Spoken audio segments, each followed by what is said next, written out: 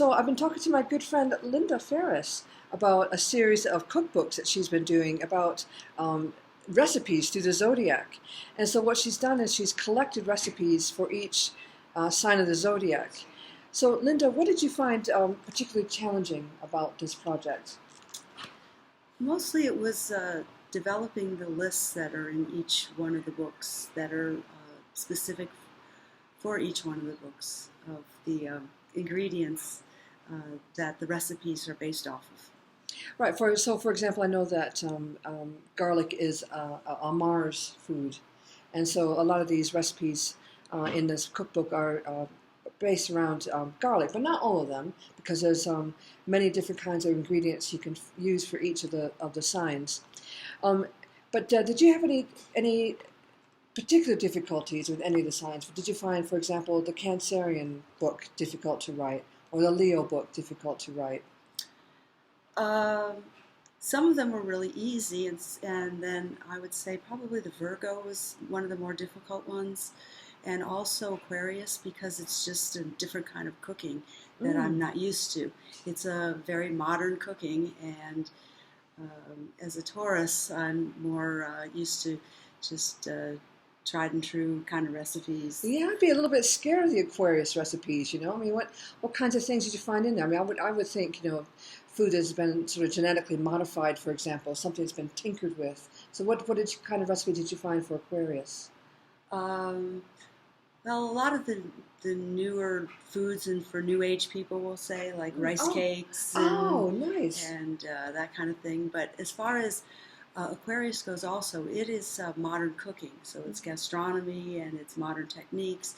So sphering and gels and foams and it's all techniques that I have no experience in. So it was a little bit more difficult to figure out what recipes to put in.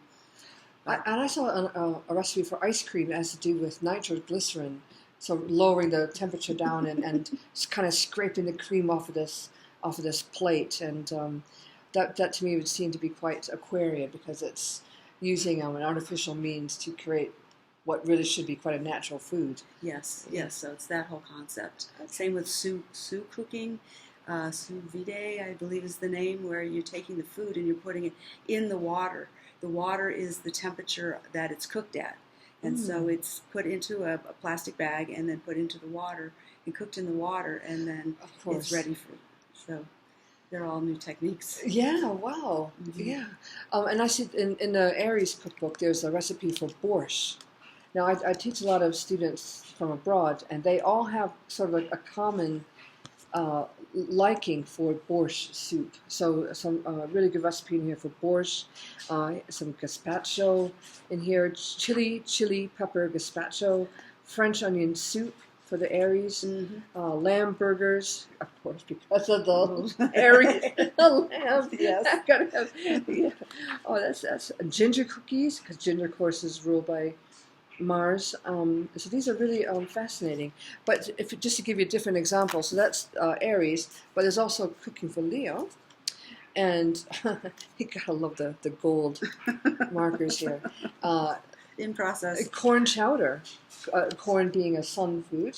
Corn was really interesting. Corn was one of there were certain foods that we wrestled with as far as deciding where to put them, because they had so many different qualities to them. Corn was one of the main ones. Corn as a fresh fruit is in one state, but as a dried grain, it's a different state. And so grains are ruled more by Mercury and Virgo. So we put the dried grain corn into cornmeal into Virgo, but the fresh corn, which is golden, which is the color of Leo, we put into the Leo book. Okay, and just to show you how many corrections have been made, I mean, look at this. This is a recipe for escargot. Which, did you eventually move that to Pisces? Or? We left it in Leo because it's a fancy gourmet way of doing the snails. Okay. It's not just about going to the garden and plucking a few snails. Exactly. It's got a bit more pizzazz into it. A whole lot more. Yes. Yeah, so absolutely fascinating. baked brie en cru, foie gras. I mean, all these different recipes in here looks absolutely great. And then cooking for Pisces. What do you think is going to be in here? The cocktails. Catch of the day. The cocktails. Oh, yes. That's what I'm hoping is in here, the cocktails. Alex helped me on this book, of course. So lots of soups and casseroles, miso soup with seaweed, tomato fish soup. Also, Pisces rules yeast, so the yeast in baking. So there's recipes that cover that, and then there's also recipes that incorporate the alcohol within the recipe itself. So for instance, there's a bourbon chicken in there, and there is, I'm sure there's some others that I'm just not thinking of right now, but it was that kind of combination to bring the alcohol in to, and then there was a question of where do we put a flambe? Flambe is something that's flaming. Yeah. So flaming is Aries because it's the fire. The flash. The flash. But because it's so attractive, it catches so much attention, it's Leo in its presentation because of the flame being such an attraction. But then if there's liquor involved with it, then it's a Pisces. So some of the recipes kind of fit into maybe a few different books depending on how you wanted to look at the recipe and define it that way. So there's some crossing over that does happen, as in astrology. Yeah, you know what used to drive me crazy about, just a little quick story about English food. My first Christmas in England, they brought out this lovely Christmas pudding, and they put the Courvoisier on it, and then they catch it alight, and it makes this pretty blue flame. And of course, you know, my first Christmas, I just say, don't catch the liquor ablaze because it burns off the alcohol. Just give me the Courvoisier on the side. So that was one of my things about British Christmases. It's like, don't burn the alcohol off of the off of the Christmas pudding. Pisces on the side, please. So this is absolutely fascinating. I mean, it'd be like the kind of book that you would give, like with a card, or for someone's birthday, or maybe if you want to throw an astrological dinner party. Yes. Yeah, this would be the kind of thing that you would need. And I know that lots of research has gone into this.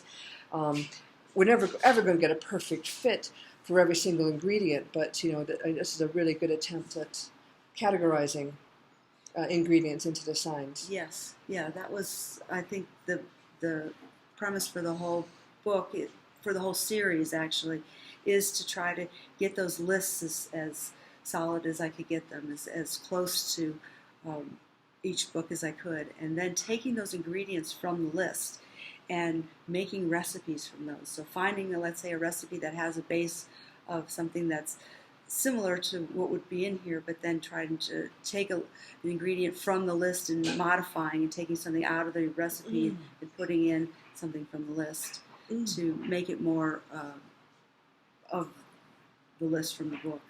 Okay. But yes, they're designed to be gift books, to give as a birthday gift, or yes, if you're going to throw a different kind of party, it would be interesting to cook the foods from here and see how the guests respond to it. And also there's some information in each one of the books about not only the food itself, but about things that go along with it, meaning the chef and what the chef would choose to cook, or how the chef would cook. Okay. What would the eater, if you're throwing a party, let's say for Piscean people, what would their response be to the food? Are they interested in seafood because they're Pisces, or are they finding it something that they're not because maybe they have a stronger Straight to the alcohol. Yes, they go straight to the alcohol. Just kidding, Pisces, just kidding. It's okay, it's okay.